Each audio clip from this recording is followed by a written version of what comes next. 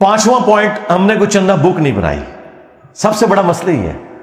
میرے اس وقت بھی آفیشیل یوٹیوب چینل کی کمائی آلموسٹ 1 کروڑ کے قریب بن جائے اگر میں ویڈیو ایڈز کے اوپر اسے مونیٹائز کروں.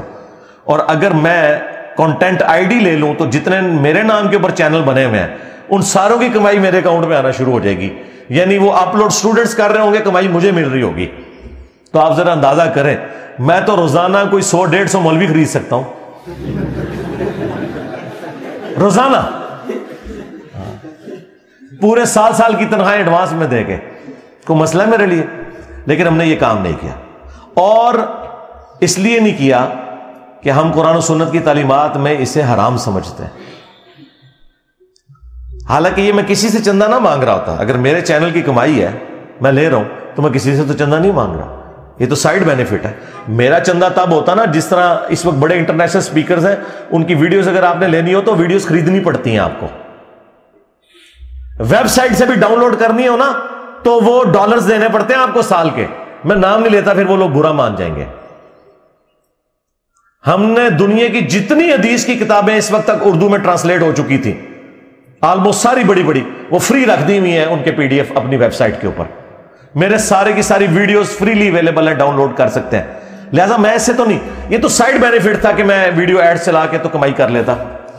ویڈیو ایڈز نہیں چلائے، صرف امیجز تک اس کو رکھا، کمپرومائز کیا.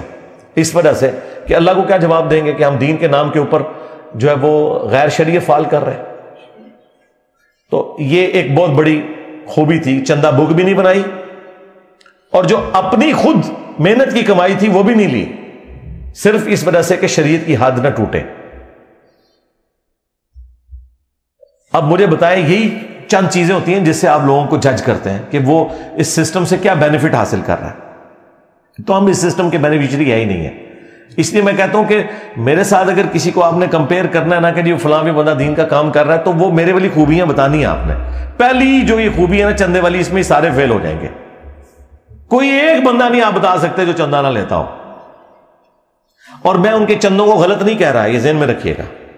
اگر وہ اپنی بیسک نیڈز تک اپنے معاملات کو کرتے ہیں تو ان کا حق ہے. مثلا طارق جمیل صاحب ہزاروں سٹوڈنٹس کو ان کی رہائش سپورٹ کر رہے ہیں، انہیں تعلیم دیتے ہیں.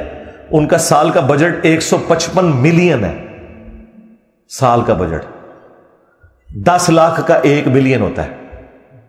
155 ملین ایک سال کا ان کا بجٹ ہے. یہ میں 2 سال پرانی بات کر رہا ہوں، اب نہیں مجھے پتا کیا ہے. ڈاکٹر ذاکر نائک کروڑوں میں چندے لیتے ہیں، انہوں نے اپنا بیت المال بھی قائم کر لیا. اور بھی آپ نعمان علی خان تو چھوڑ ہی دیں، کیا حالت ہے، اربوں میں ہے بات. کوئی ایک بندہ بھی نہیں ہے. ڈاکٹر اسرار صاحب، ان کی جماعت چندے لیتی ہے. کوئی نہیں، آپ کوئی ایک نہیں. الیاس قادری صاحب، ان کا تو آج سے 10 سال پہلے اربوں میں چندہ تھا. ان کا چندہ بکس رکھی ہوئی ہیں، چندے باکسز رکھے ہوئے ہیں. ہم نے کوئی ایسی بات نہیں کی ہوئی. کیوں؟ اس لیے کہ ہم نہیں چاہتے کہ کوئی شخص ہمیں کل کو یہ تانا دے کہ یہ پیسے کمانے کے لیے اس نے سب کچھ کیا ہے. اب بھی اگر آپ کو یقین نہ ہے کہ ہم اپنی دعوت کے ساتھ مخلص ہیں تو اپنی عقل کا علاج کروائیں. ہاں، اس کے بعد پھر یہ لوگ یہ کہتے ہیں کہ جی اس سے یہود و نصارہ سے، ایجنسی سے فنڈنگ ہوتی ہے. یہود و نصارہ آپ کو یہ کہیں گے کہ قرآن، بخاری اور مسلم پڑھو تو تم ہدایت پا جاؤ گے. ہاں، اور یہود و نصارہ کے ایجنٹ وہ ہیں جو کہتے ہیں قرآن ڈائریکٹ نہ پڑھنا، گمراہ ہو جاؤ گے.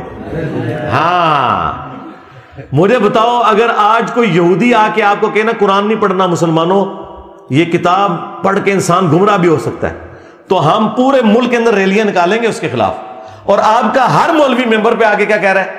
قرآن ڈائریکٹ نہیں پڑھنا، گمراہ ہو جاؤ گے. ڈائریکٹ بخاری نہیں پڑھنی، گمراہ ہو جاؤ گے. اور آپ کہتے ہیں سبحان اللہ، مفتی صاحب نے فرما دیا. یہ ہے یہود و نصارہ کے ایجنٹ. دوسرا، ایجنسیز کی آپ بات کرتے ہیں، چاہے انٹرنیشنل ایجنسی ہو یا اندر کی ایجنسیز ہو. آپ سمجھ سکتے ہیں کہ میرے جیسے آؤٹ سپوکن بندے کو جو کسی کا لحاظ نہیں کرتا، وہ اس کو پیسے کی بنیاد کے اوپر خرید سکتے ہیں. عمران خان صاحب جب اپنی پیک کے اوپر تھے اور پوری فوج ان کے پیچھے کھڑی تھی، میں اس وقت بھی لحاظ نہیں کرتا تھا ان کی پالیسیز کا، آپ کو پتا ہے. ہاں، جہاں مولوی ان کے ساتھ زیادتی کرتے تھے میں دفاع کرتا تھا، لیکن جو فوج کا پالیٹکس میں کردار ہے، میں اس وقت کرٹیسائز کرتا تھا. جب عمران خان صاحب اترے تو سارے دم دبا کے بھاگ گئے. ان کے اوپر جب برا وقت آیا تو جو ان کے ساتھ زیادتی ہو رہی تھی یا ان کے ساتھیوں کے ساتھ جو جرم کیا وہ تو الگ بات، اس کو تو کورٹ میں دیکھنے کی ضرورت ہے.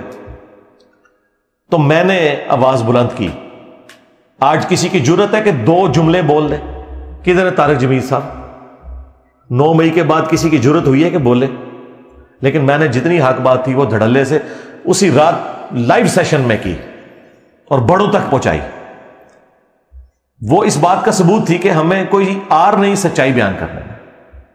ٹھیک ہے، ابھی تو کئی باتیں یار میں اس کو کیمرے میں کرنا نہیں چاہتا ورنہ اور مسئلے کھڑے ہو جائیں گے. تو کسی کی جرت نہیں کہ ایسا کو معاملہ کرے. 1 روپے کے کسی کے روادار نہیں ہے.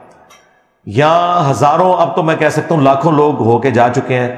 سب کو ریسرچ پیپرز فری دیے ہیں، سب کو دودھ پتی پلائی ہے فری. جو صبح جلدی آتے ہیں انہیں ناشتہ بھی کرواتے ہیں، سموسے بھی، سب کچھ اپنی جیب سے کرتے ہیں.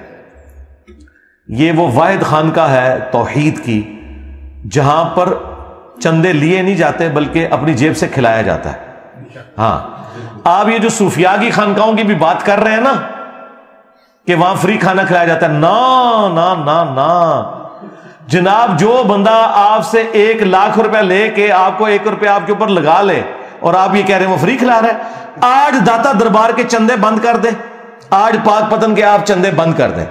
یہاں کوئی صفائی کرنے والا بھی آپ کو مل گیا تو مجھے پکڑ لیجئے گا. یہ دربار چل رہے ہیں چندوں کے اوپر، اور جدھر 150 بندہ صرف نوٹ گننے کے لیے بیٹھا ہوتا ہے شام کے وقت، اگر وہاں پہ 2-4 دیگیں جو لوگوں نے فری چڑھائی ہوئی ہیں وہ آپ کو کھانا کھلا دیتے تو آپ کیا کہہ رہے ہیں یہ بابا جی کر رہے ہیں؟ بابا جی تو خود آپ کے چندوں کے اوپر چل رہے ہیں. ہاں، باباؤں کے بابا آ گئے آپ. ہاں، تو یہ سارا فراڈ ہے. یہ آپ لوگوں نے کبھی غور ہی نہیں کیا تھا کہ آپ سے لے کر یہ سلطانہ ڈاکو والا کام کر رہے تھے. ہاں، امیروں سے لے کے غریبوں پہ لگا دیا. یہ غریبوں سے لے کے تھوڑا سا غریبوں پہ لگاتے ہیں اور کہتے ہیں جی وہ بابا جی کھلا رہے ہیں. کوئی بابا نہیں کھلا رہا بھائی.